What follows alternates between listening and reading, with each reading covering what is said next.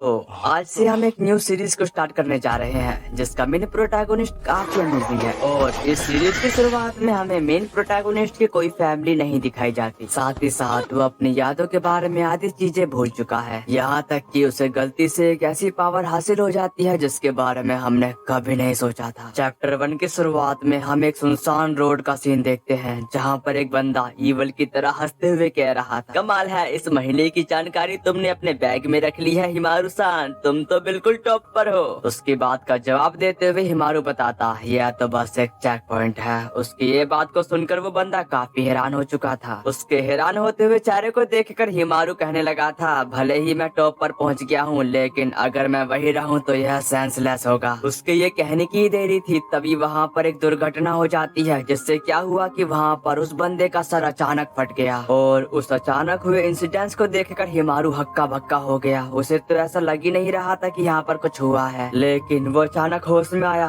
और आसपास देखने लगा, लेकिन वो इतना ज्यादा डर चुका था कि वो अपने पैर आगे नहीं बढ़ा पा रहा था। तभी वो अनजान शख्स फिर से आकर हिमारू पर अटैक कर देता है, जिसकी वजह से हिमारू का सर फट गया। जिसके बाद हम एक लड़की को देखते हैं जो उनकी बॉडी को ठिकाने लगाने के बाद वहाँ से जाने लगी। फिर इसके बाद यहाँ सीन कट होता है और हम मेन प्रोटैगोनिस्ट को देखते हैं जो आराम से सो रहा था। उसको तो यह भनक भी नहीं थी कि उसके एरिया में इतने खतरनाक लोग आ चुके हैं। साथ ही साथ उसके कपड़ों के ढेर में से एक कार्ड साइन कर रहा था, dual master lost, crystal of remember. Next scene में रिपोर्टर अनाउंस करते हुए कह रही थी, आज लगभग 5 बजे पुलिस को काबुकिचो डिस्ट्रिक्ट के शिंजुकु की सड़कों पर भारी मात्रा में खून पाए जाने की सूचना मिली। एनालिसिस करने के बाद हमें पता चला कि यह खून किसी इंसान का है। पुलिस को इसमें गड़बड़ी की आशंका है और सुरक्षा कैमरों की फुटेज की इन्वेस्टिगेशन की जा रही है। अब मौसम के साथ मोरिनागा सान की बात करें। उसी वक्त हमारे हीरो का दोस्त कह रहा था, विन माफ करना लेकिन यहाँ भीड़ काफी बढ़ गई है, जिस पर एग्री करने के साथ विन काम करने के लिए शॉप में आ जाता है और एक बंदे को टी सर्व करते हुए कहता है, क्या आपने यह तय कर लिया है कि आप क्या ऑर्डर करना चाहोगे? ये बात को सुनकर वो कस्टमर कहता है कि एक स्टैंडर्ड ग्यूडोन। विन उसको नोट करने के साथ एक स्टैंडर्ड ग्यूडोन तैयार करने को कह देता है और उसका ये काम शाम को जाकर खत्म होता है। तभी उसके दोस्त उसके काम की तारीफें करते हुए कह रहे थे, हम लोग कहीं बाहर घूमने के बारे में सोच रहे थे, क्या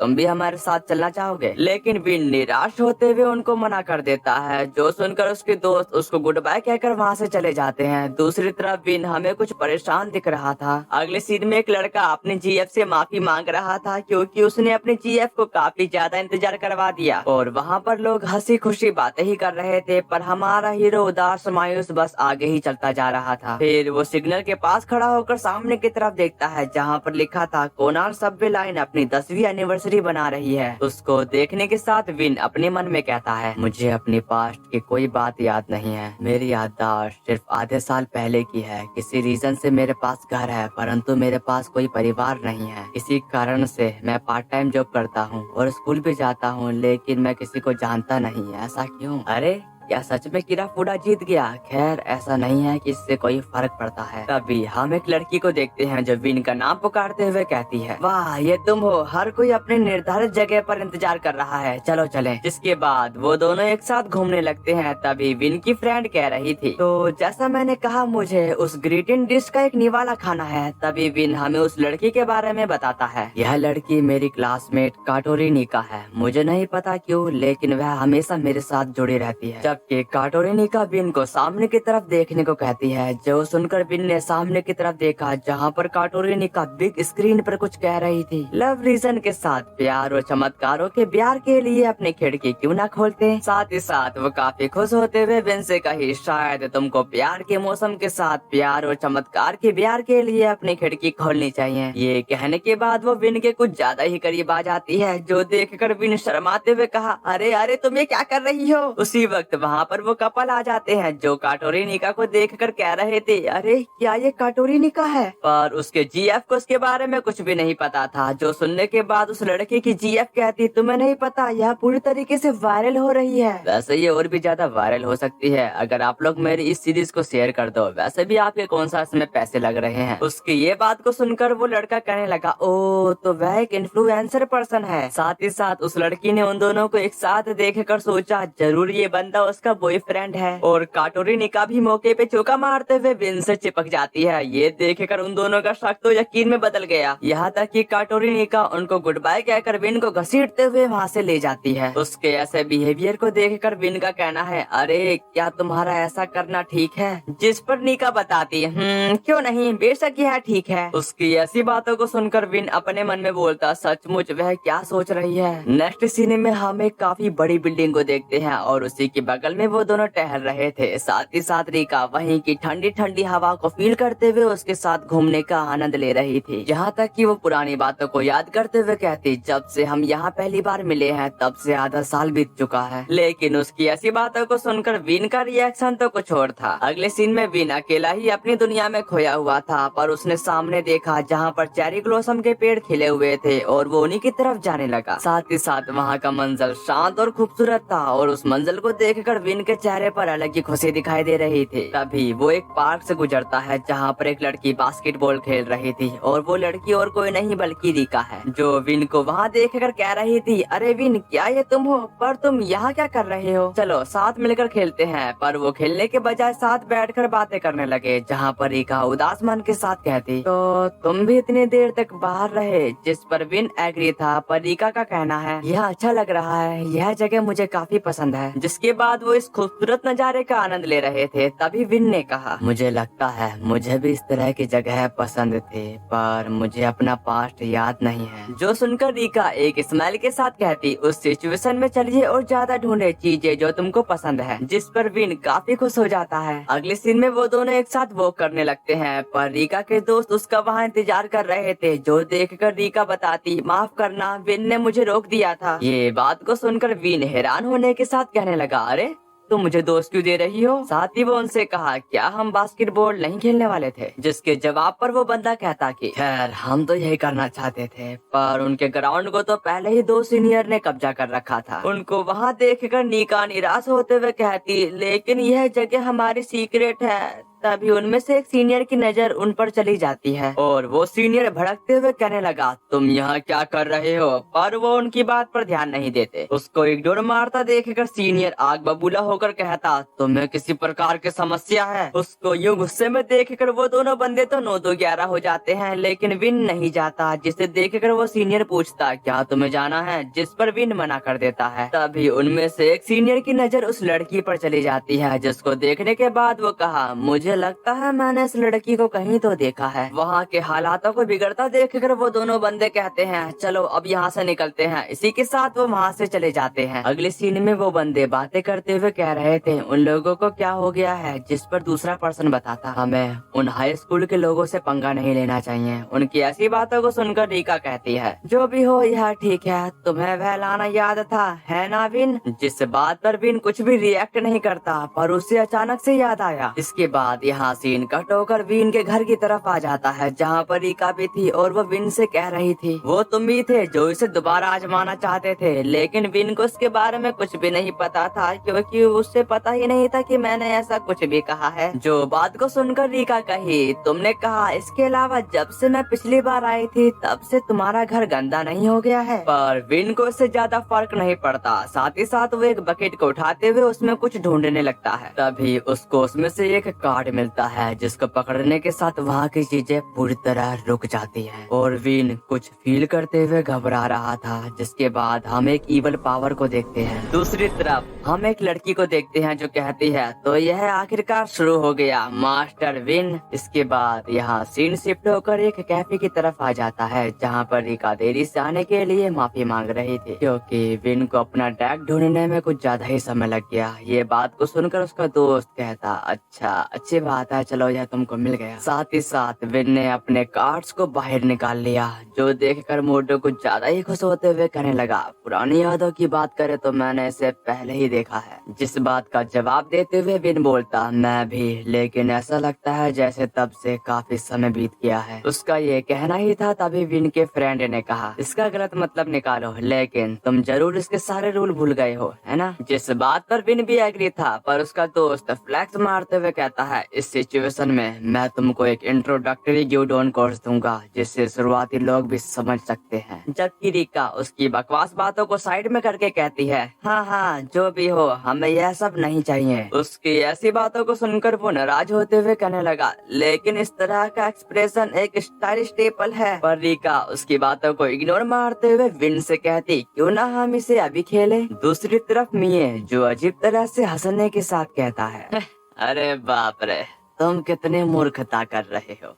क्या तुमको ये बात पता नहीं है? सच बताऊं तो जब मैं एलिमेंट्री स्कूल में था तो मैं कांटो ग्रेड प्रेक्स में सेकंड प्लेस पर आया था। उसकी ऐसी बातों को सुनकर वो सारे हैरान हो जाते हैं। तभी मिये ने कहा, जिसका मतलब मैं किसी ऐसे बंदे से नहीं हार सकता जो रूल को ठीक से याद भी नहीं रख सकता। जिस पर वीन बताता, तो फिर हारने वाले को हर किसी चीज की कीमत चुकानी पड़ेगी। ये बात को सुनकर कोकोरू हैरान होते हुए कहा, क्या तुम सीरियस हो? हालात तुम्हारे पास नहीं है यार। दूसरी तरफ मिये ओवर कॉन्फिडेंट होकर कहता, कोई बात नहीं, तुम अपनी सारी ताकत लेकर मेरे पास आओ। लेकिन रिका उनकी बातों से दूर अपने मनचाहा कुछ भी ऑर्डर करे जा रही थी, जैसे स्पैगेटी, बर्गर, चावल, पुलाव और करी और पिज्जा भी। उसको यूं ऑर्डर करता देखकर कोकोरू ने कहा, हर चीज का ऑर्डर ऐसे देना मत शुरू करो जैसे कि ये तुम्हारे पापा का ही घर है। पर रिका उन सबको ऑर्डर करने के बाद कहती है, लेकिन मुझे भूख लगी है। उसकी ऐसी बातों को सुनकर कोकोरू बताता है, क्या तुमने नहीं कहा था कि तुम डाइट पर हो? साथ ही साथ वो दोनों भी उन्हीं की बातों को काफी ध्यान से सुन रहे थे। तभी मिये कहा,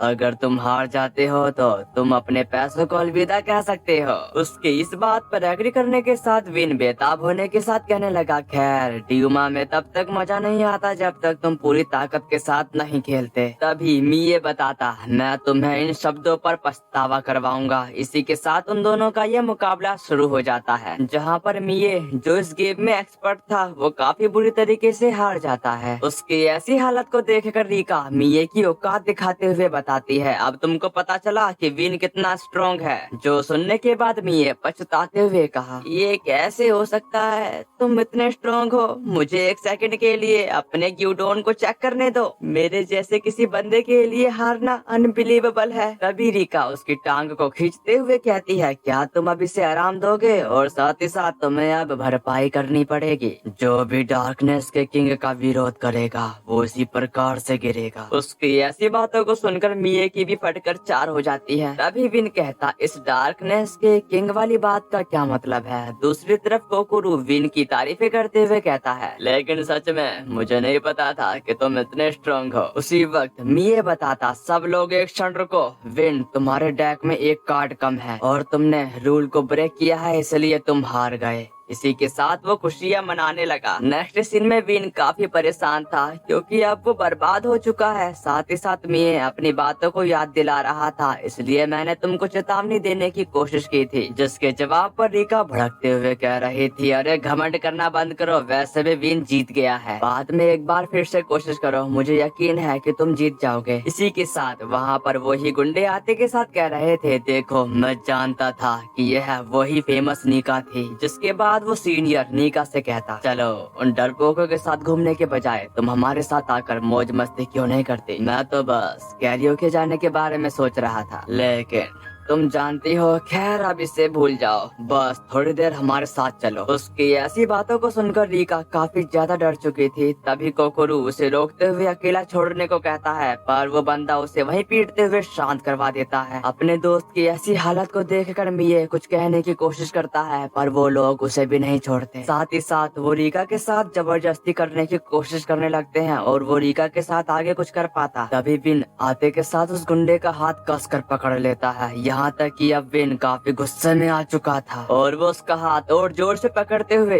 एक जोर का घूसा उसके पेट में मार देता है, जिसकी वजह से उसकी हालत एक ही गुस्से में खराब हो जाती है। अपने साथी को पिटता देखकर दूसरा सीनियर भी उस पर अटैक कर देता है, पर विन ने भी उसको एक ही किक में पछाड़ दिया। साथ ही साथ वो अपने दोस्तों को लेकर वहाँ से भाग जाता है और विन भागते हुए अपनी बढ़ी हुई पावर के बारे में ही सोच रहा था कि मेरे पास ऐसी पावर कहाँ से आई। दूसरी तरफ उन दो बंदों को तो उठने में भी दिक्कत दिक्कत हो रही थी। यहाँ तक कि हम वहाँ पर विन के वो कार्ड भी देख पाते हैं जो वहाँ पर गिरे हुए थे। अगले सीन में वो सारे विन की ऐसी फाइट को देखकर काफी हैरान थे। विन उनको बताता, मैं तो बस लकी था। लेकिन कोकरू अभी भी काफी शौक में था क्योंकि विन इतना स्ट्रॉन्ग कभी नहीं हो सकता, पर वो इस बात पर ज्यादा ध्यान नहीं देता। दूसरी तरफ रिका उनका शुक्रिया अदा कर रही थी क्योंकि उन्होंने अपनी जान को खतरे में डालकर उसको बचाया। तभी विन ने कहा, ठीक है चलो घर जाते समय अपना ख्याल रखना। इसी के साथ वो वहाँ से अपने अपने घर की ओर रवाना हो जाते हैं। दूसरी तरफ वो बंदे काफी हैरान थे कि एक छोटे से बंदे ने उनको छेद दिया और हम उनके हाथ में विन के वो कार्ड भी देख पाते हैं। पर वो बंदा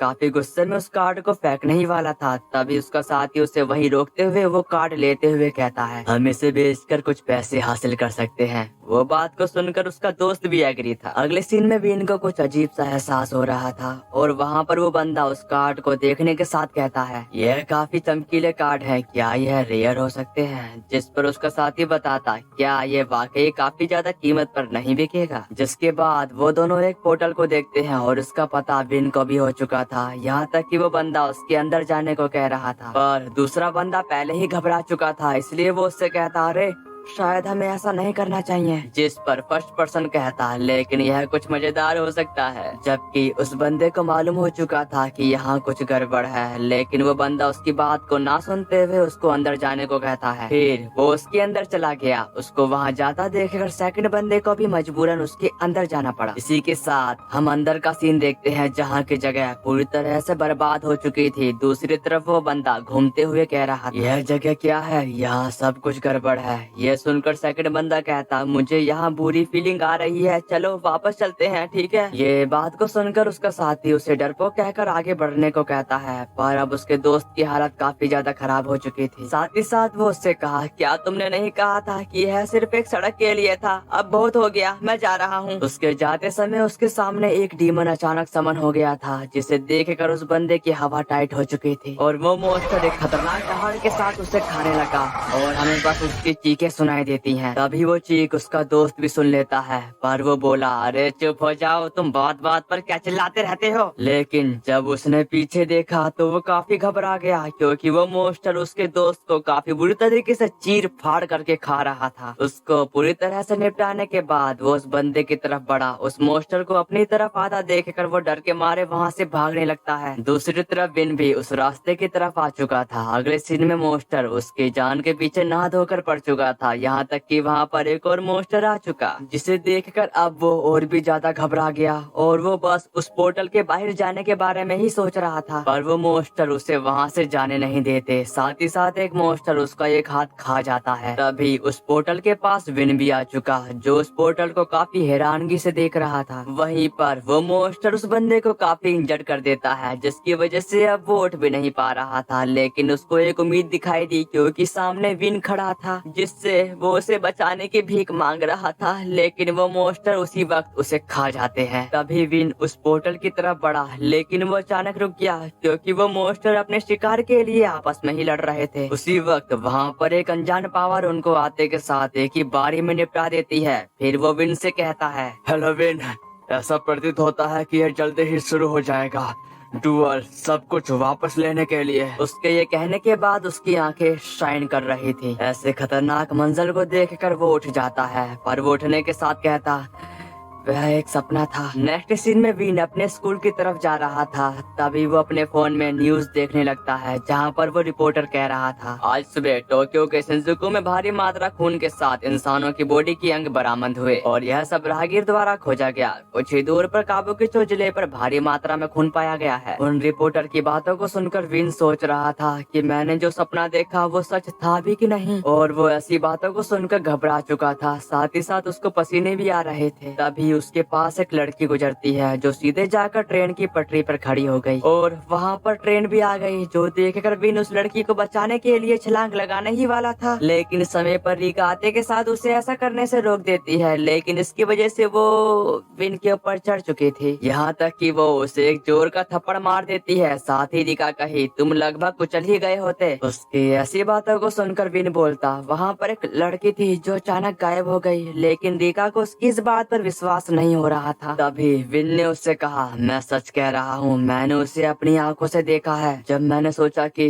अब वो कुछ चली जाने वाली है, लेकिन तभी वो मेरी आंखों के सामने से गायब हो गई। तभी वहाँ पर ट्रेन का ड्राइवर आते के साथ कहता, तुम दोनों ने भी देखा, वो लड़की अचानक सामने आई और अचानक से गायब हो गई। ड्राइवर की ऐसी बातों को सुनकर रिका भी काफी हैरान हो चुकी थी। जिसके बाद हम क्लास का सीन देखते हैं, जहाँ पर सर उन दोनों से कह रहे थे, फिर से देर हो गई किराफुडा बिन काटोरिनी का, जिस पर रिका लेट होने की वजह से माफी मांग रही थी। दूसरी तरफ बिन उस लड़की के बारे में ही सोच रहा था, पर सर एक ट्रांसफर स्टूडेंट को इंट्रोड्यूस करवाने लगते हैं। वह आज से हमारी क्लास में शामिल होगी, इससे मिलो, यह है क्रिस्टा कुन। वहाँ के स्टूडेंट उसकी ऐसी खूबसूरती को देखकर उस पर लट्टू हो चुके थे, पर बिन उसको देखकर काफी हैरान था। दूसरी तरफ सर क्रिस्टा कुन के लिए सीट का बंदोबस्त करने लगते हैं, पर क्रिस्टा खुद ही आगे बढ़ते हुए कहती, मेरी जगह पहले से ही तय हो चुकी है, यह हमेशा से ही रहा है मास्टर विन की साइड में। विन तो उसकी ऐसी बातों को सुनकर हैरानगी से सिर्फ उसी की तरफ देख रहा था, पर रिका तो विन से भी ज्यादा हैरान थी, क्योंकि वो लड़की विन का नाम जानती है। दूसरी तरफ क्रिस्टा कहती है, या इससे कोई अच्छी यादें ताजा हो जाती है, तो यह सच है,